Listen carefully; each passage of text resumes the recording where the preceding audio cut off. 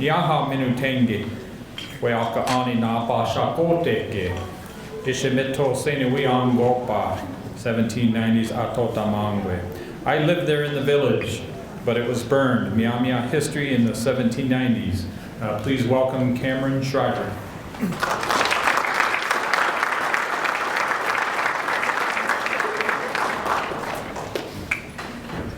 Anyway, I check it. Cam Shriver wins wahane, Myaamia Myaamia mission nip wan de kanin konche. Nehi chele lintumane. Meehtohseeniwiyankopa aatotamankwi. Tepewe šaakoteeki kalakwiani Myaamia gonje. So, hi everyone. I'm Cameron Shriver. I'm from Oxford, Ohio. I study history now at Ohio State, and I'm very glad, very honored to have the opportunity to talk here from Miami lands. A thick trail of smoke followed U.S. General Anthony Wayne as he rode through the Maumee Valley in 1794. Wayne's invasion of the Wabash and Maumee River valleys, part of the territory Americans then called the Northwest, proved successful and devastating. As Miami towns burned, he noted that they appear like one continued village for a number of miles. I want to say that appearances deceived him. His observation encapsulated a perspective that grouped different ethnic and political groups as Indians. Scorched earth campaigns left Myaamiaki, the place of Myaamiaki, in flames. Moreover, the documentary record has served as a smokescreen to the daily experiences that ordered their lives. Wayne was a foreigner who had entered a world that remained and continued despite his military conquest. The prevailing story of Great Lakes history mirrors Wayne's view in some ways. It tells us that the 17th century wars for beaver fur and human captives so impacted the indigenous people of the southern Great Lakes that they reorganized into one essential group.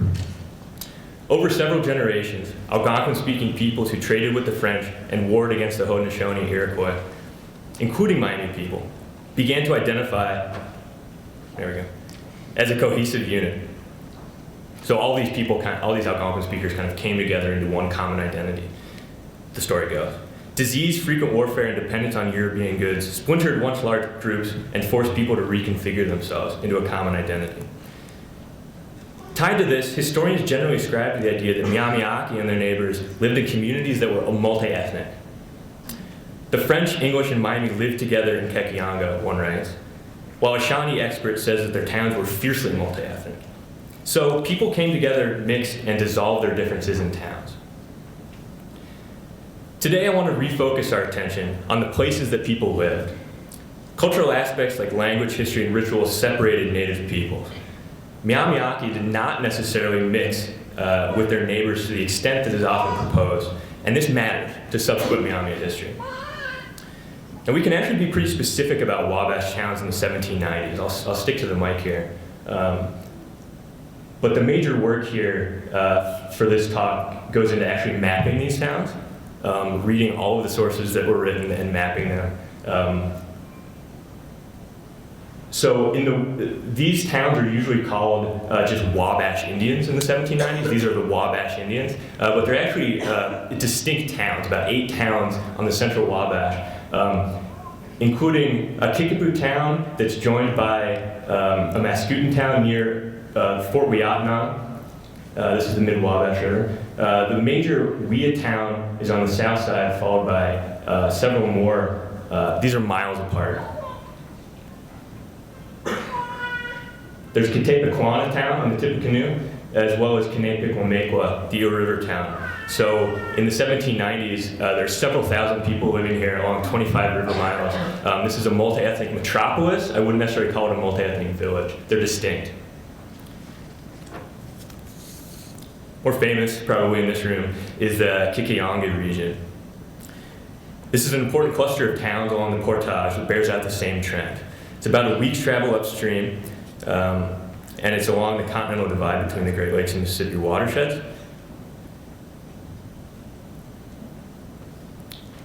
And you can see here that these are distinct towns, including Kikianga and Legree's town, several Delaware towns that are miles in the suburbs, I think of them as the suburbs, and then Chillicothe and Piqua Shawnee towns.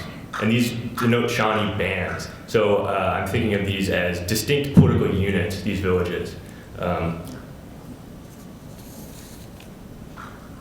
This map actually shows us something similar. I just found this map recently. It's kind of a needle in a haystack type work. But it actually gives us the number of houses in each town. So this supports what I'm saying. The houses add up to 184 in 1790, all of them destroyed. I think there were more like 300 homes in this urban landscape. Corn dominated this area in the early 1790s. Fields were surrounding the towns of both the central Wabash and the headwaters region. Visitors to Myaamiaki were almost unanimously shocked and amazed at how large these cornfields were. In late October of 1790, U.S. soldiers systematically destroyed the upper Maumee Wabash towns, the fields adjoining them, and the food caches that would otherwise have sustained the residents through the winter and spring. Because the residents had evacuated, the Army immediately got to work. After one day's assessment, Harmar, the general, estimated 10,000 bushels growing in the fields. After another day, they guessed 20,000 bushels. Here, Ebenezer Denny writes that we destroyed 200 houses belonging to the savages, situated in different quarters relative to the Miami villages, and about 20,000 bushels of corn. Jonathan Hart, who produced this map, the previous map, wrote to his friend in Connecticut that that nest of murderers we have entirely destroyed. Perhaps the Army had destroyed the nest, but the Indians actually remained and defeated the Army as they went back towards the Ohio River. The Mid-Wabash Valley also suffered from the U.S. scorched earth policy. In 1791, an American force burned Piquamequa on the Eel River, including 1,000 acres of corn and another unnamed village. 2 months later, a second invasion burned the replanted fields of Piquamequa, so they pick themselves up and replant, and again, cavalry comes and burns it, as well as the home and fields of the Weeyaah and the Kickapoo. This was a populated and a planted region, and it made it a relatively easy target for immobile Kentucky cavalry. If you read the sources, literally, they don't know where they're going, but they know if they just keep going in a direction, they'll find a town and they'll find thousands of acres of corn. It's really everywhere. The utter vibrance of this native breadbasket is a testimony to the strength of their economies that were destroyed. I want to spend a moment here living in these spaces. Language supports the observers who noted distinct villages, rather than complete intermixture. Combined, the military accounts and linguistics demonstrates that for these folks, governance resided at the town level. Similar political structures help these political spheres, the towns, come together into a federal system. For example, each town had civil and military leadership. Myaamia linguistically categorizes male village chiefs, Akima, female village chief, Akamakwi, council chief, Mawakima, and war leaders of different degrees, among other titles. This also shows up in the English language sources of the period. So a Mohican, an Indian guy who's English literate, is writing, uses the term in English hero and sachem to mean civil and war chief. So a hero, when he uses hero, he means a war chief. When he uses sachem, he means a civil chief. A Haudenosaunee man addressed both counselors and warriors of the towns, two distinct categories. So in practice, everyone understanding this political culture allowed villages, which remain distinct political spheres, come together to form a larger community. Aside from governance and dabbling in other things like architecture, I'm still working through what it was like and what it meant to be Miami in Miami towns in the 1790s. Corn was clearly important, and I'd like your thoughts on this.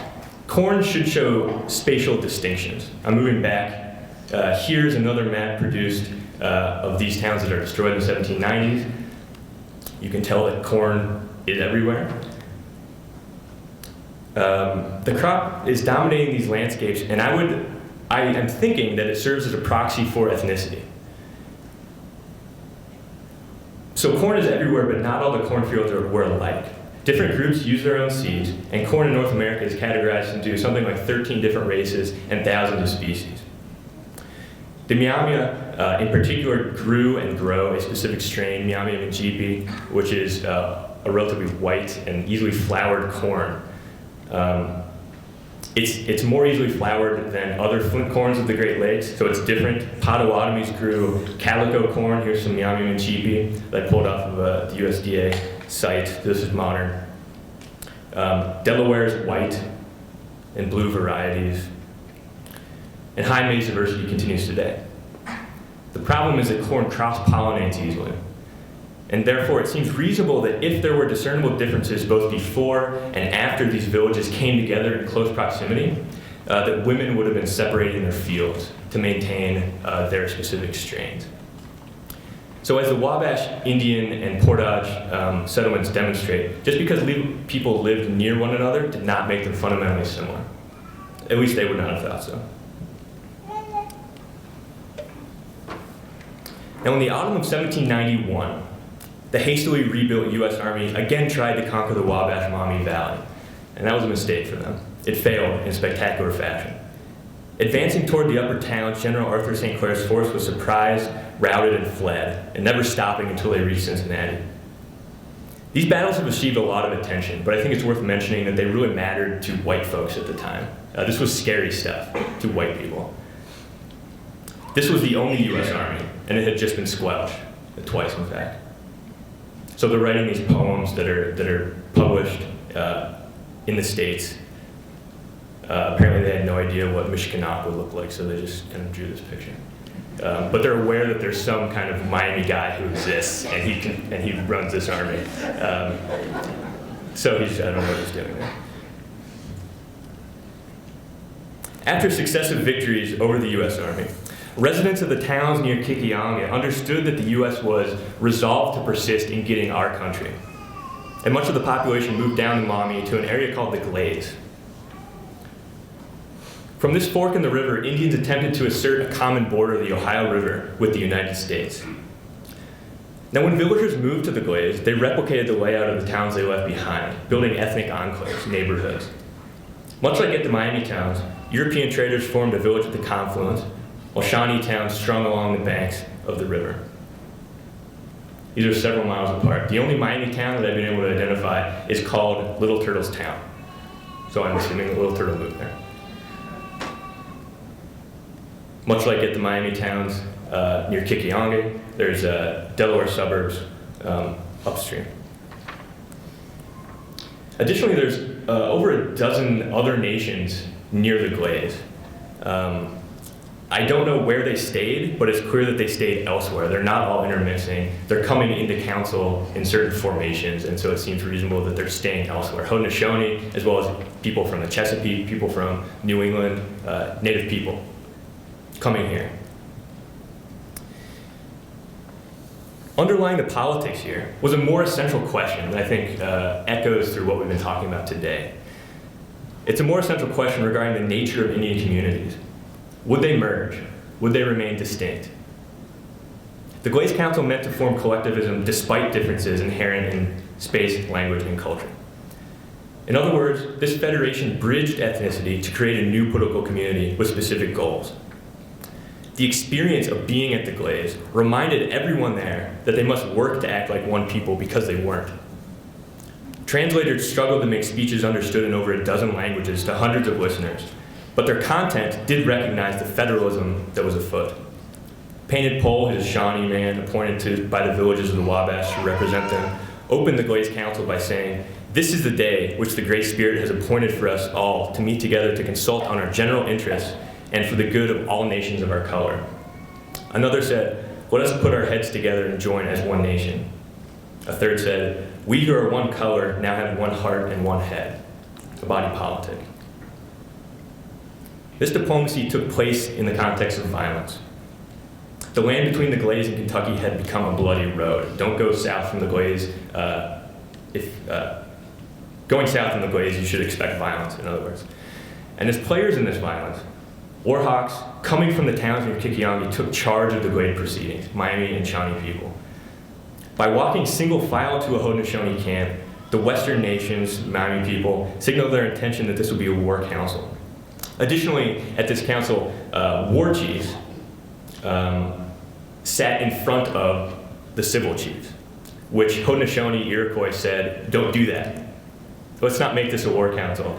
Civil chiefs, kind of looking over the war chiefs, they said, come forward, take up your seats in your business. You're going against the rules of our ancestors. These are Iroquois words.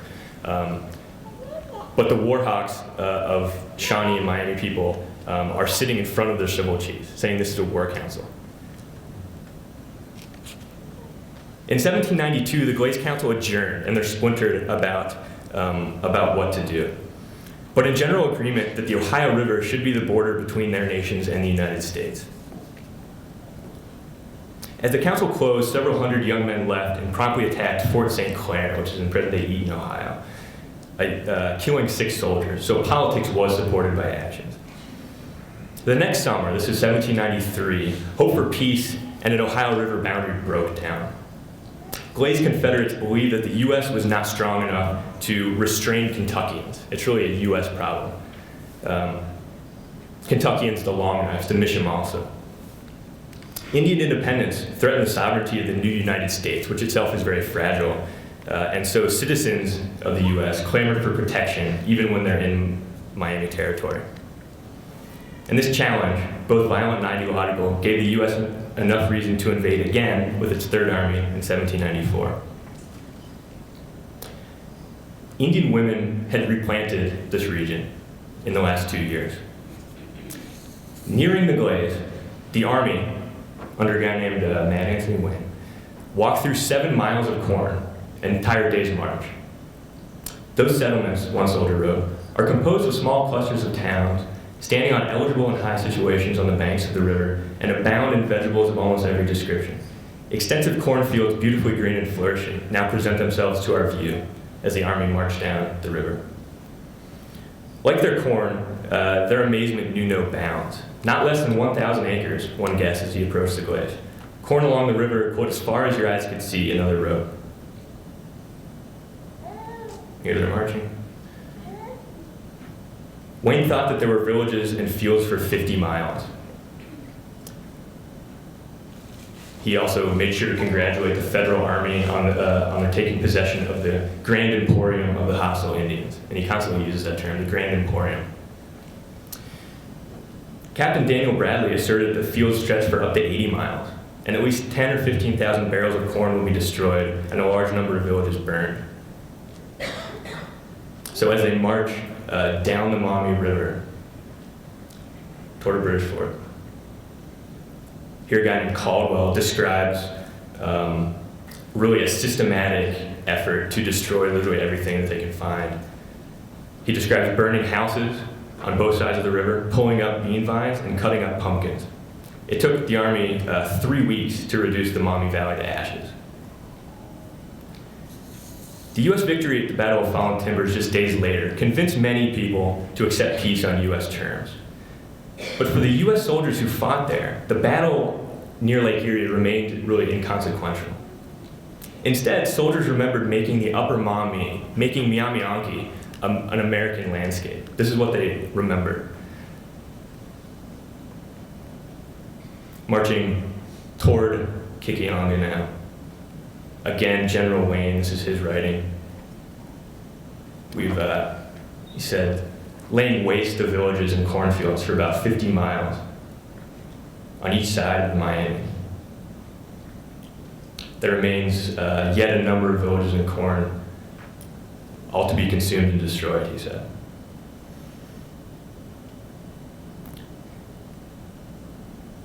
By late September, a month after the battle and now occupying the Kikianga Portage, Wayne began court-martials, which is the U.S. military's version of law. The Army also began construction of a new fort. 4 weeks later, the garrison marched in, discharged 15 guns, and dubbed the works Fort Wayne. In the meantime, the Army also began to imagine Myaamiaki as a Protestant place. On a Sunday in September, the Army was called together for a sermon for the first time. And a chaplain named Jones spoke using Romans 8, if God is with us, who can be against us? Finally, food began to run out. And men complained, apparently without irony, that food from Kentucky was not coming fast enough. In other words, they just destroyed 50, 80 miles of food. and they're starving. The Army shipped flour to replace Miami flour corn. I'm not making that up. They complained of a lack of liquor and salt. When supplies arrived, the camp celebrated. A younger William Clark, who would eventually become famous traveling west, wrote that roast beef was here again through every quarter. So they're celebrating kind of Kentucky food rather than Miami food. A keg of whiskey was worth $80. A single sheep was worth $10. Bidding for a pint of salt rose to $6. In other words, law, religion, and food. This was how these Americans, these soldiers, transformed Myaamiaki in their own heads. The U.S. victory at Fallen Timbers convinced people to accept peace on U.S. terms, and this meant losing the Ohio River boundary. But the loss of territory is really an old story. I think the real question that was pushed to the fore at this moment was how would Indians, including Miami people, define themselves as political communities? For Myaamiaki, it seems apparent that the nature of community remained embedded in the village experience. So when they go to Greenville in 1795, the treaty that comes after the Fallen Timbers battle, Indian leaders signed as representatives of their villages. As these various leaders arrived, they were provided their own spaces in the fort, in these exterior readouts. In other words, they're coming to their own apartments for the negotiations. They're separating as they had done in their villages. After negotiations, they signed the Greenville Treaty. And the village did not simply become a nation in Greenville. However, the Greenville signatures echoed the Miami landscape that I've just mapped. And I noticed this after doing the mapping and reading the signature pages. It turns out that there's actually some overlap. For example, Legree and Little Turtle signed together as Miami here, representing, I would argue, Legree's town. In a separate area, Pinjua signed as the representative of Kikionga, Jean-Baptiste Richardville. He signed for Miami's and Eel Rivers, while a signer named Wabash, who's White Loon, I would suspect may have been the village chief of a third Miami village in the area. Those labeled Eel River Miamis were residents of Kanepic-Wamequa town, including a signer named Soldier. In the decades to come, these villages would congregate, emerging as the Miami Nation. Yet in 1795, the Eel Rivers received their own annuity and continued to exercise some political independence into the 1820s. In a similar way, the treaty differentiated Kickapoo, Weeyaahkiaani, and Piankashaw, all residents of the mid and lower Wabash towns. Each group maintained its own village. So in essence, what I'm saying is that when the Wabash Indians recognized the sovereignty of the U.S. at Greenville, the U.S. recognized the sovereignty of their towns in turn. For Myaamiaki, conquest and its treaty was a transition. The process did not extinguish sovereignty, but it did help splinter it among local units rather than a federal body. So to wrap up, the process of creating nations, indigenous and otherwise, entailed constructing new communities out of the jumble of town identities. We know that race became perhaps the most salient category of identity in U.S. history, but grouping Miami people as Indians also ignores the ways that they themselves maintain their communities. Here I've explored the ways people imagine community and those paths those communities might have taken, other paths those communities might have taken. At the Glaze, that community's failure to maintain the Ohio border resulted in a peace that recognized multiple Indian nations rather than the sum of its parts. And this development, I said, owed more to the experience of village life than to ideology. Native groups continued to discuss the value of larger composite polities and the sovereignty of more local and ethnically based nations. In short, to understand the social and political boundaries of Myaamiaki, we should be specific and local. Anyway,